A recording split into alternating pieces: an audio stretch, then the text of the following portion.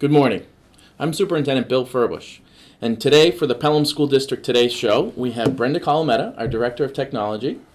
We have Deb Thomas, our health teacher at Memorial School, and Kate Morrison, our technology integrator at PES. And so we're excited to talk about a program that we have available to our teachers here that many of us people might not know about. And the two of you have had some experience applying for this and also putting it in the classroom with experience with the students. And we love to hear about this. So what I'm talking about today is the Innovation Learning Initiative. So Brenda, can you tell me what is the Innovative Learning Initiative? Pelham School District is a future-ready school district, meaning we are focused on student-centered learning and personalized learning in the classroom. The Innovative Learning Initiative lets educators have ideas within their classroom and look at those ideas and strategies that they want to improve upon in their classroom for personalized learning, whether it be flexible learning spaces, any type of innovation, great idea. So this is actually a proposal process that they can fill out to basically strengthen those passions and strengthen their skills in the classroom. Nice. Well, thank you.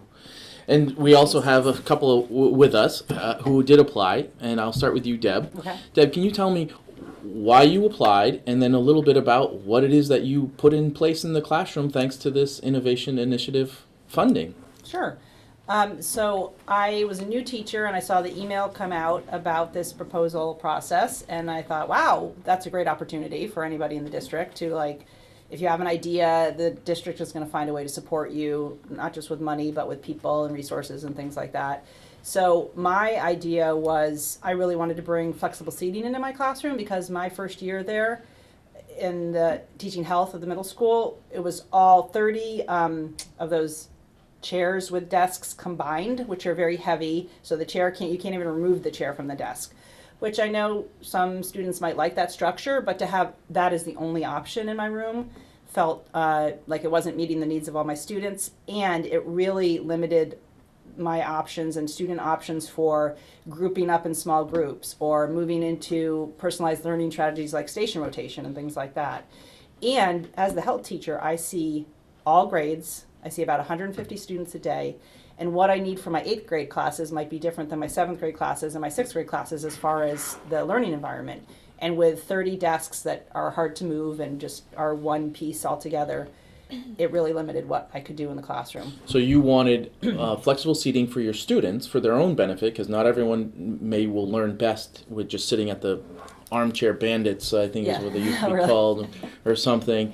And then, but also for your own instructional purposes, you wanted more flexibility in how you could group students depending on what the activity was. Correct. Because to be able to really offer a personalized learning experience where I try to say, if your passion or the way you learn best is to watch a video, then there's an area over here in the classroom where you can use the headphones and watch a video. If the way you learn best is to collaborate with others and draw things out on a table, here's one big gathering table where students can work together in collaborative ways.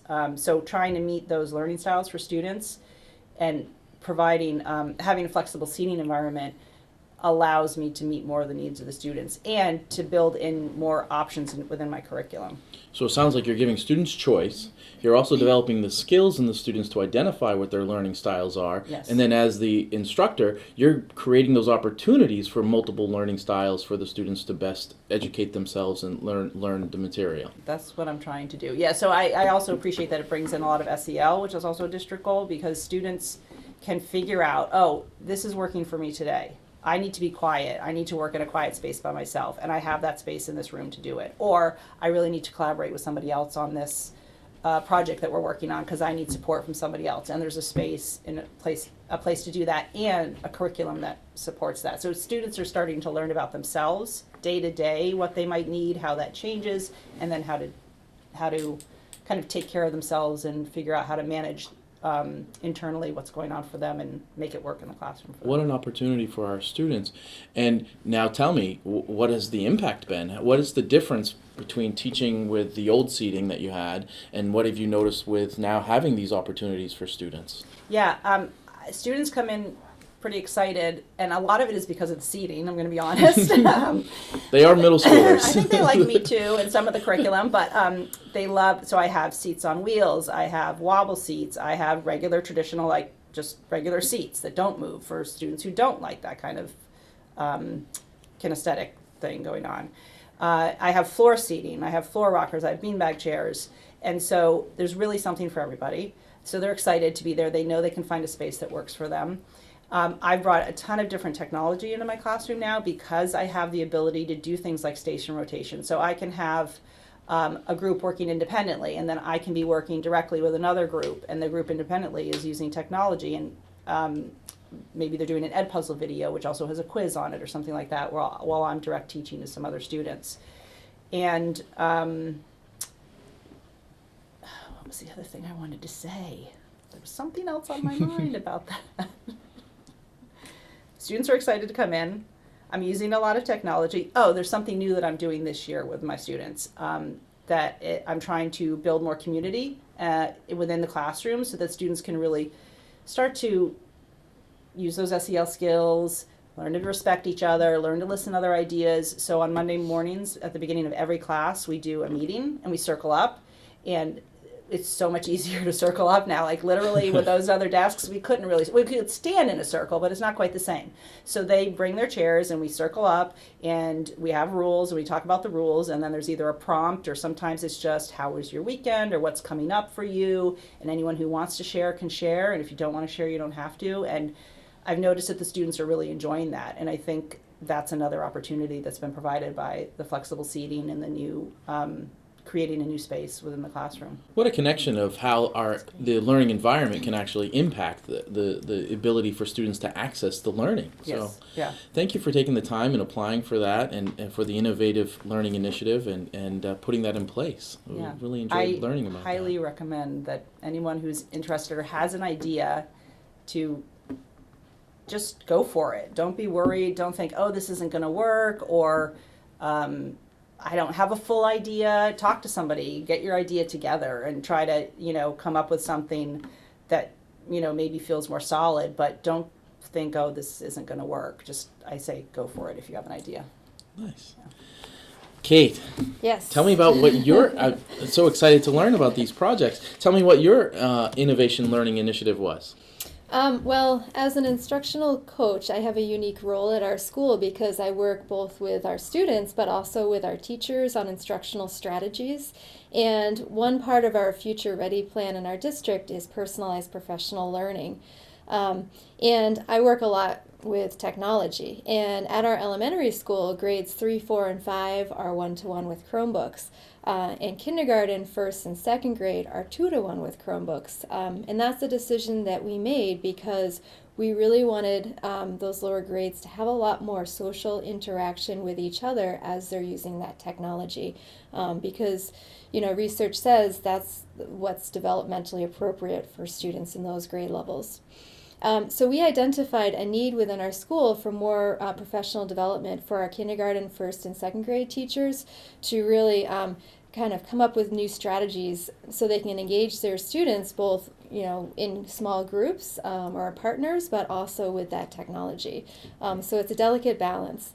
And there was a wonderful conference held in Rhode Island last spring, and it was a blended and personalized learning conference. And my proposal was basically to bring a couple of representatives from the kindergarten, first, second grade teams, a building level administrator and a district administrator to this conference. And it was a wonderful experience because the first day of the conference, we actually visited schools around the state of Rhode Island. And each educator could read through the description of each school and what they're doing there and select the school that they'd like to visit. And we spent the whole day visiting the school, walking in classrooms, talking with both students and teachers, and really thinking about and talking with them about how they design their instruction in that school. And It was a great experience because when we came together on that second day, we had a chance to debrief and to, kind of say, hey, this is what I got out of my school visit. Would this work in Pelham with our students?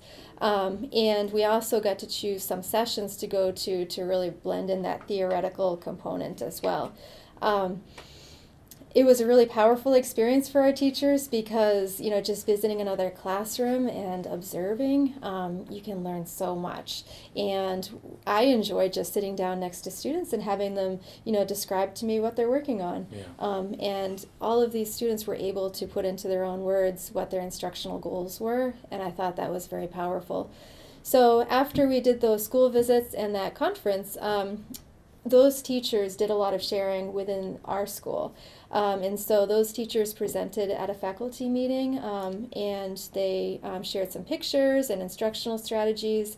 A lot of those teachers were just so excited about what they learned that they had started to put it into place in their classrooms. So they were able to not only share about the visit, but also say, and this is what I've done since. So I invite you to come into my classroom and see what we're doing so you can try this as well. One of the other things that I've been working on is coming up with a professional library in my classroom so teachers can come and check out some books and different resources to further their professional development. My proposal was a 2-year plan, so last year was our first year, and this coming year we'd like to go back to that same conference, but we'd like to also include grades 3, 4, and 5 and think about how can we, share what we're learning with a one-to-one environment as well. So your proposal really took around the professional development of the staff. Correct. And how can we bring back this innovation and personalized learning through professional development opportunities? And that was paid for through your proposal and the funding of the grant. Correct. Yeah. And, with the ultimate goal of benefiting the student learning and really providing our students with more opportunities to do things like station rotation, to collaborate with their peers and really see, we have these amazing resources in our district. How can we make the most out of them for student learning? Talking about student learning, and you said they've brought back and some are eager to start some of their ideas. Can you share some of those ideas that we've seen implemented now in Pelham thanks to this professional development that was available to them? Yeah, a couple of our first grade teachers who went to this conference, they got some ideas about different types of seating arrangements in their classrooms. So it was interesting to hear about Deb's proposal a little bit more too. One of the takeaways is one of the first grade teachers actually filmed small groups of students doing a station rotation model and also almost like a menu of learning choices.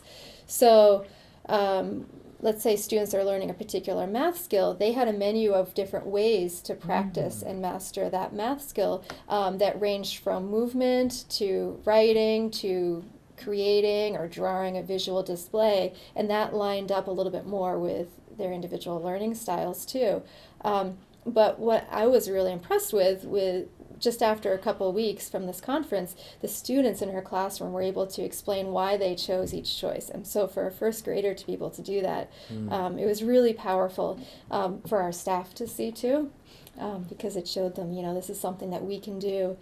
And, the one last thing I'd like to add is that visiting another school and seeing these great things that they're doing, we saw a lot of things that we're already doing here too. So that was pretty cool because it showed us that we're on the right path.